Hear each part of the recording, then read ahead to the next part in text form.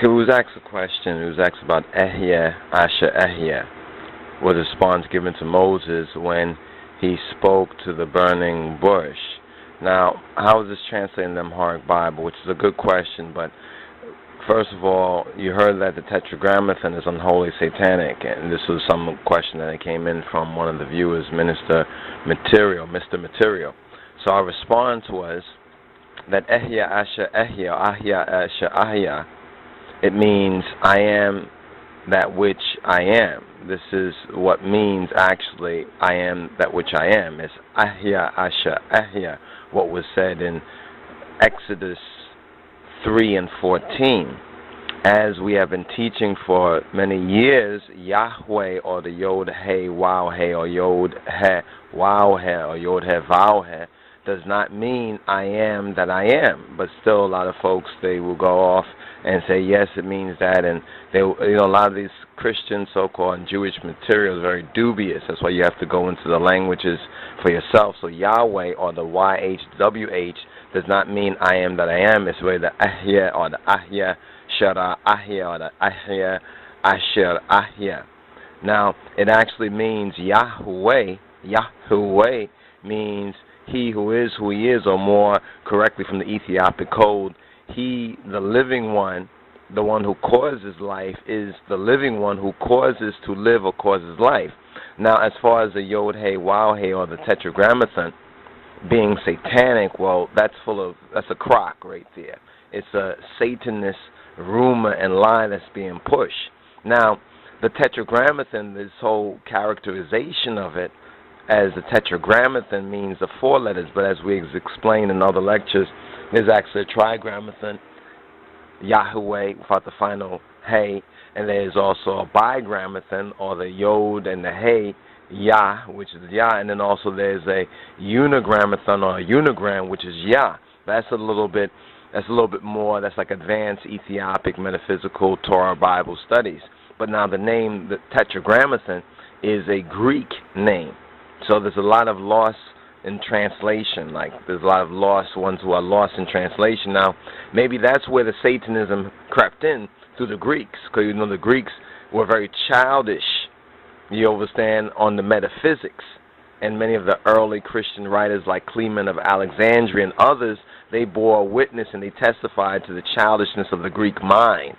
You understand? So now Tetragrammaton becomes a replacement through the Greek teaching, through the Eurocentric teaching, for what the YHWH, and then a lot of things creep in from there. But when we go to the Hebrew, or the Ibraist, or the ancient Ethiopic, the name is the best descriptor of the true God. When we want to get this word God, now also we have to address this word God, and good is actually more evil. God and good is more evil than so-called YHWH, because the name God is not even Hebrew. And in Hebrew, the word God, when we go to Isaiah the prophet, it actually means a false idol that's known as Fortuna. You understand? Like fortune favors the brave. You probably hear these sayings, these Latin-based sayings. Now, Isaiah condemned God.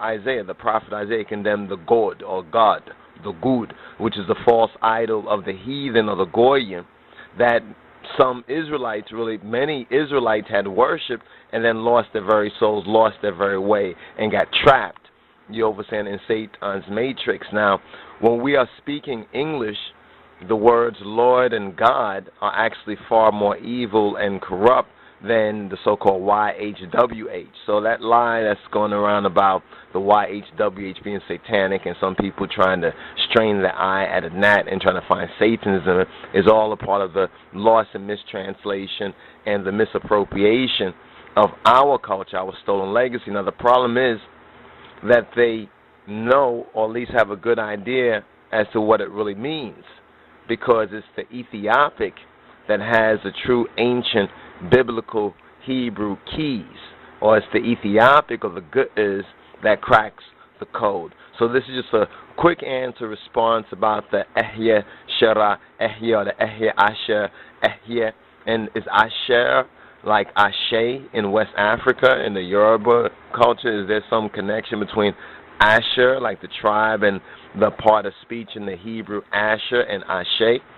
It's a very key, interesting thing, and something watching one of these videos in Bobby Hemmett doing libations, it kind of came to me, that connection and link, because since Ehyeh means I am, or I, the living one, I, the one who exists now, the one who is being, am, Asher, Ehyeh.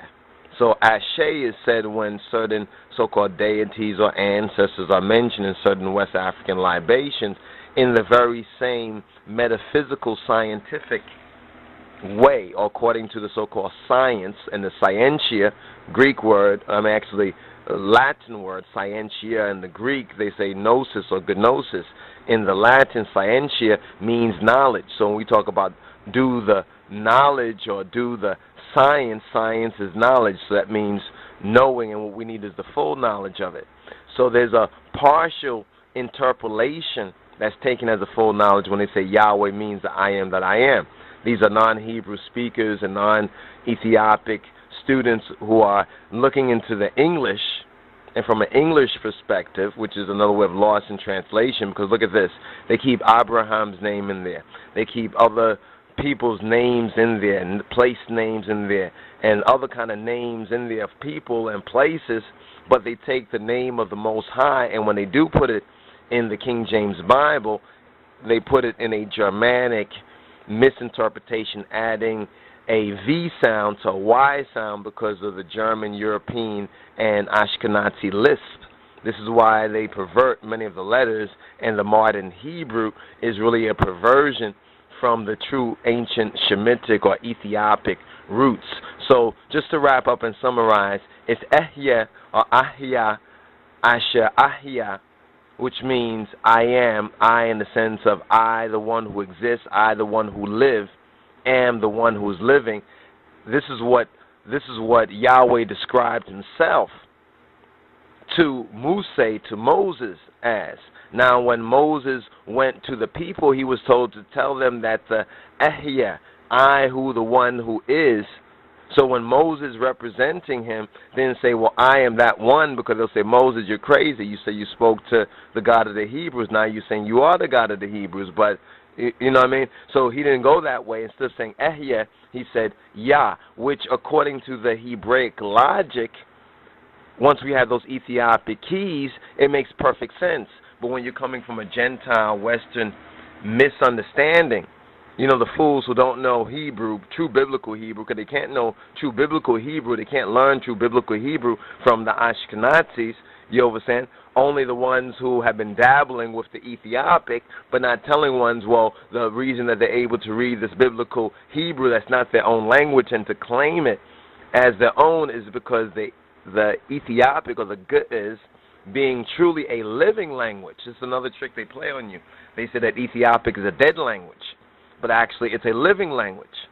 You see, so when you hear the fools say Ethiopic is a dead language, but yet it's still a living language.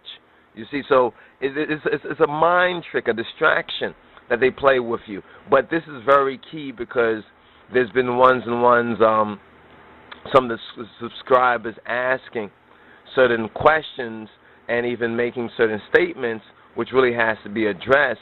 Like, for example, Fat Stacks briefly have responded to Mr. Material, Psalm 68:4, sing to the Almighty, sing praises to his name, extol him that rideth on the heavens by his name, Yah. Now, if you look in some other European English translations, it says, him who rides through the deserts. While it says him who ride upon the heavens, so which is it? Is it the heavens or deserts? Or what's the connection with the deserts and heavens? Is riding through the deserts, creating these clouds, just like the old mythology of Re, or as a Ra, traveling, or the sun traveling through the heavens. But you know there's more than one sun too. There's the Heres sun, there's the Shamesh, and there's Heres. Heres is the metaphorical sun, which is a part of the mysteries or the Tibeb, the wisdom school teachings. But there was a response that was put there, and it says, many of the Hebrew prophets they carry the name Yah, and this is now after. What's key about this is during the time and right after, during the time of the apostasy, after the Solomonic time, apostasy time, and then after exile, we find that Yah becomes attached to many of the names. But there are many prophets such as Obadiah, servant of the one he who is the living one, of Yah. Zechariah, the remembrance of the one who is the living one.